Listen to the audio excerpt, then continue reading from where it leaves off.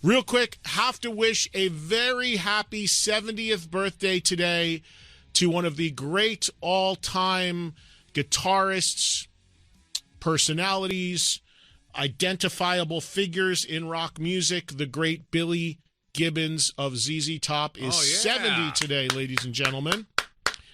If you haven't seen the ZZ Top doc, be sure to do so. It's coming out now on DVD and Blu-ray as well. That little old band from Texas, it's incredibly well done. It's a lot of fun to watch, and I know Billy, wonderful guy.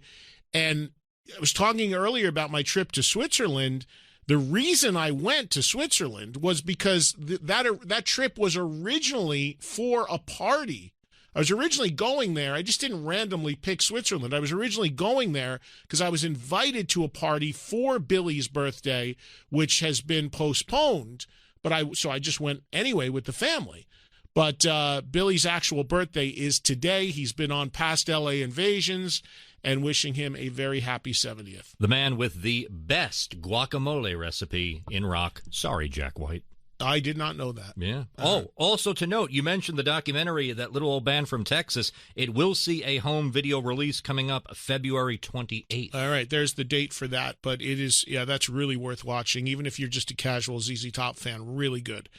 Ed, anything else you need to hit us with before we get to these wonderful callers? Yes, two big things to get to. Well, today, big news today, or yesterday to be most specific, the Red Hot Chili Peppers announced yesterday that they have parted ways with Josh Klinghoffer, their guitarist of 10 years, and have turned to an old face, reuniting once again with guitarist John Frusciante. This will mark his third tenure with the band. He appears on some of the Chili Peppers' biggest albums, including Blood Sugar Sex Magic and Californication. They seem to kind of go through a bit of a rotisserie of guitar players in that band, don't they? Well, one of them, they haven't gone back to Navarro yet, though. No, one of them unfortunately passed away. Yeah, but they haven't gone back to Navarro, and now they're going back to Frusciante. Mm-hmm. All right.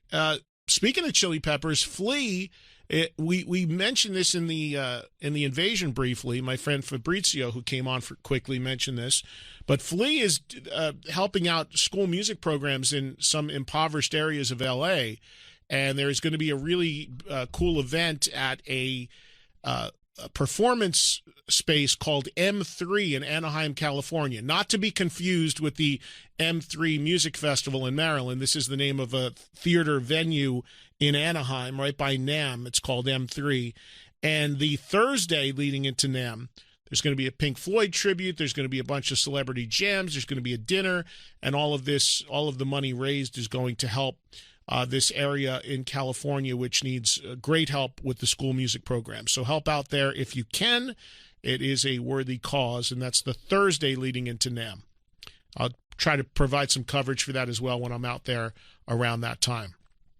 Anything else, Ed? As they used to say, loose lips, they sink ships. Well, Twisted Sister's Dee Snider said something last week while you were away. He hinted he added fuel to the AC/DC rumor fire. He said via Twitter, he knew what he was doing. He said via Twitter that all 4 surviving members of the band have reunited with music featuring late guitarist Malcolm Young. That would denote, obviously, that it includes singer Brian Johnson. Dee added in regards to Brian's reported hearing problems, quote, of Brian, he's good. Well, I saw that, and I don't deny anything that Dee said. I think that Dee probably spoke the truth. The problem is that sometimes things change, and then sometimes when you speak the truth, you get in trouble for doing so. It's a bit of a balancing act. It really is, being in media these days, because a lot of times I know things personally that I don't say publicly because I know it's going to tweak the camp because they don't want it out yet. So I don't know why look, I don't think anybody, I think what happens is a lot of people know this stuff is going on.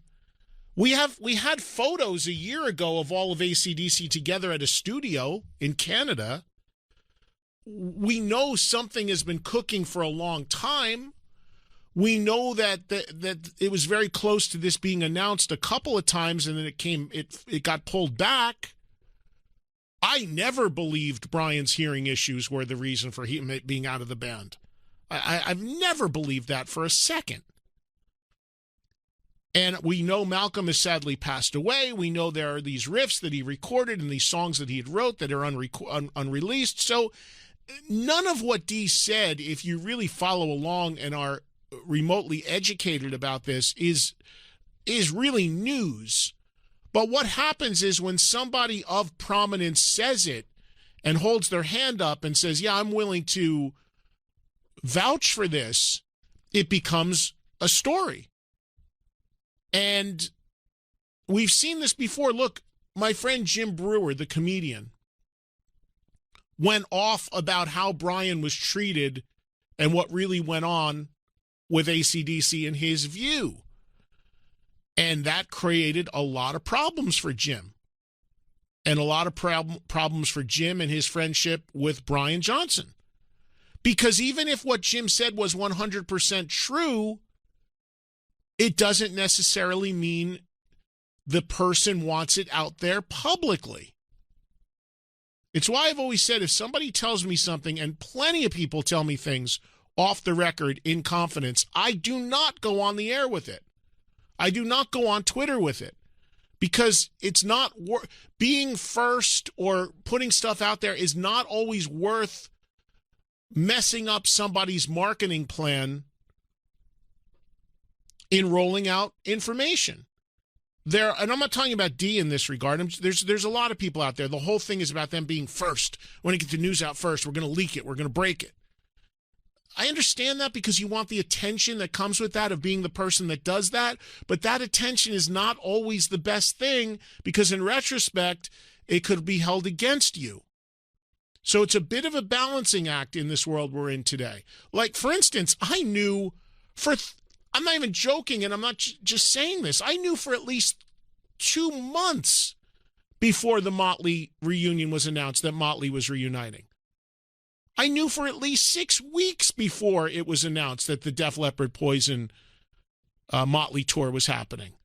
I knew for about 3 weeks before it was announced that Joan Jett was the fourth act on the bill. But I didn't say it because I know that they wanted to properly roll it out. But there are people that will pump this stuff out because, well, one of two reasons. They want to just sort of be the person that breaks it. Or the other reason is they don't know that it's not public. Now, look no further than my friend Mark Didia, who was the guy that broke the news about the Motley Leppard tour.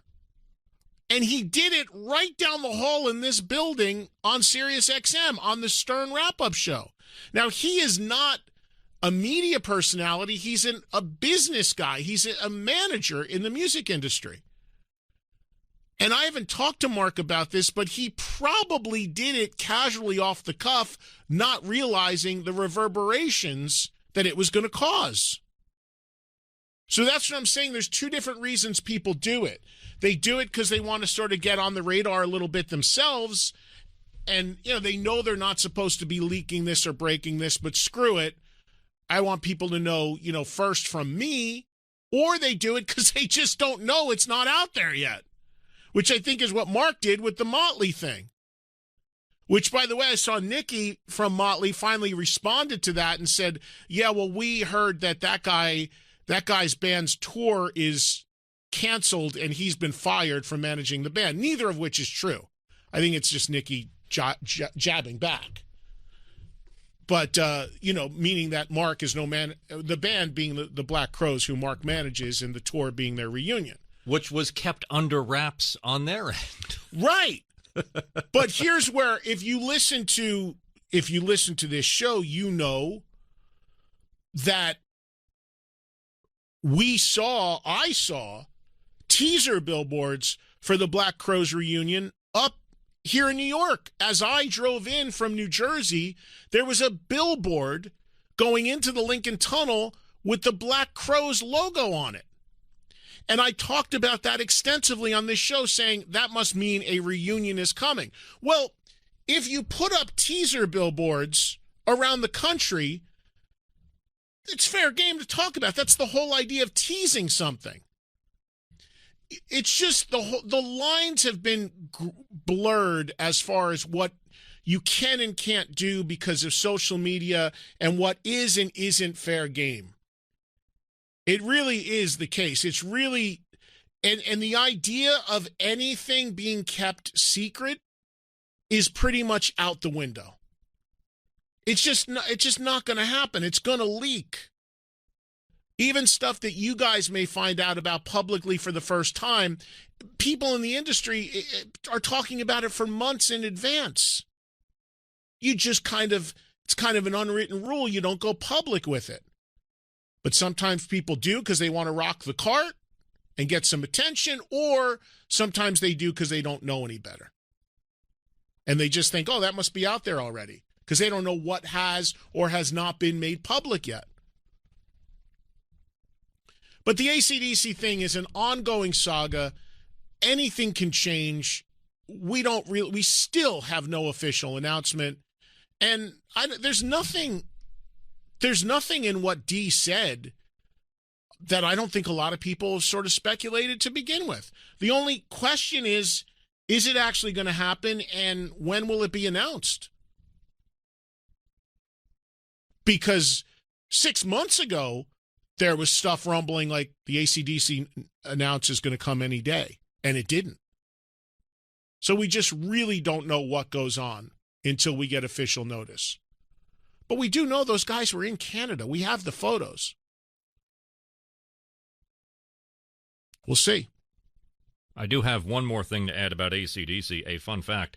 The RIAA has now certified the Back in Black album, which turns 40 next year, 25 times platinum. That means 25 million copies shipped in the United States. That makes it the fourth biggest album of all time. Is Eagles' Greatest Hits #1 still? Eagles' Greatest Hits is #1, Jackson's Thriller is #2, and Hotel California by the Eagles is #3. Eagles have 2 of the top 3 selling records of all time. Wild, right? And they're doing Hotel California in its entirety, the Eagles are, coming up.